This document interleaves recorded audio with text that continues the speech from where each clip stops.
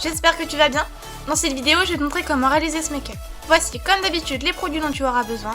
J'espère vraiment que la vidéo te plaira, et si c'est le cas, n'hésite pas à laisser un pouce vers le haut ou à t'abonner, ça me ferait toujours plaisir. Et c'est parti! Hors caméra, j'ai fait mon teint, mes sourcils et appliqué ma base pilouise blanche, car on va travailler des fards pastels. Avec un pinceau assez dense, pour bien écraser la matière, j'applique le fard Daydream sur toute la paupière mobile. Je viens ensuite l'estomper légèrement avec un pinceau estompeur de chez BH Cosmetics. J'enlève au fur et à mesure les chutes avec un pinceau poudre pour éviter que ça me fasse des traces. J'applique cette même couleur aux ratines inférieures.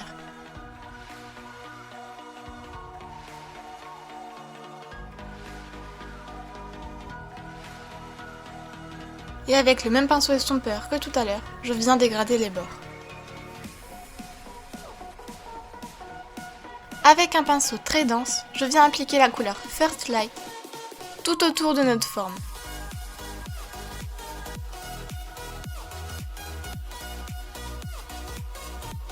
Comme c'est un fard pastel, mais en plus jaune, on peut voir que la pigmentation est moins présente. J'applique alors une deuxième couche.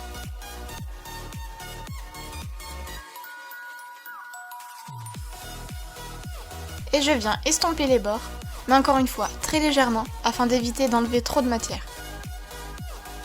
Et je repasse légèrement sur le violet en essayant d'étirer légèrement la forme. On va venir appliquer les paillettes.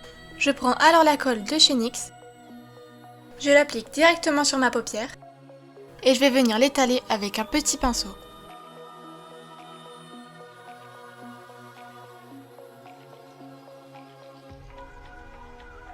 J'ai mis un petit peu trop de matière, j'enlève alors le surplus simplement avec mon doigt. Pour les paillettes, j'ai simplement mélangé des paillettes grises et des paillettes dorées. Et avec un pinceau encore plus petit, je les applique sur le centre de ma paupière mobile, là où on a mis la colle.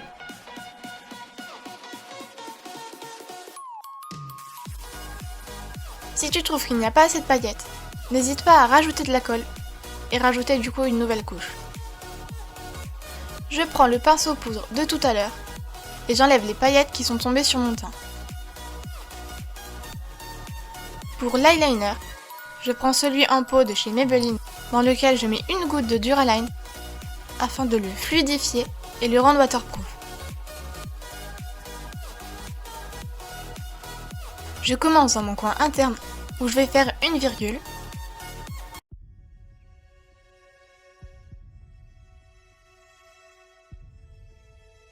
Et j'étire la forme jusqu'au coin externe, là où on va venir faire la queue.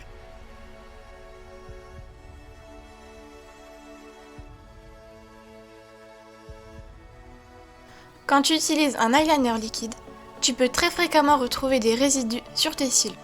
Pour éviter que ça vienne faire des paquets quand tu vas mettre ton mascara, je te conseille de prendre un goupillon propre que tu passes sur tes cils. Là, on peut voir que j'avais fait une tache. Si ça t'arrive, je te conseille d'attendre que ça sèche et de gratter un tout petit peu avec ton goupillon. Si tu as bien poudré, ça devrait partir facilement.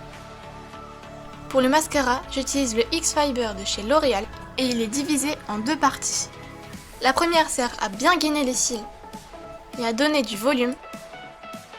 Et la deuxième est enrichie en fibres afin de bien allonger les cils.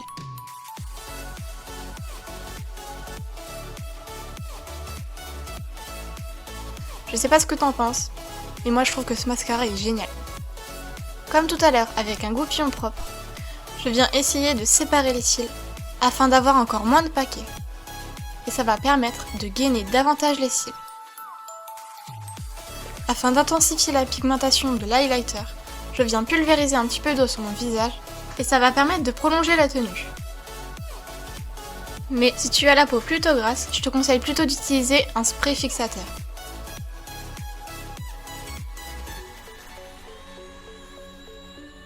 Pour donner un petit peu plus d'originalité au make-up, je prends la colle à fossiles de chez Huda Beauty avec laquelle je fais un petit point en dessous de mon œil et j'applique une petite étoile.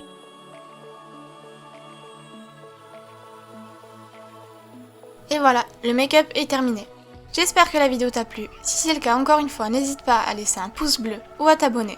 Ça me ferait super plaisir. et on se retrouve bientôt dans une prochaine vidéo.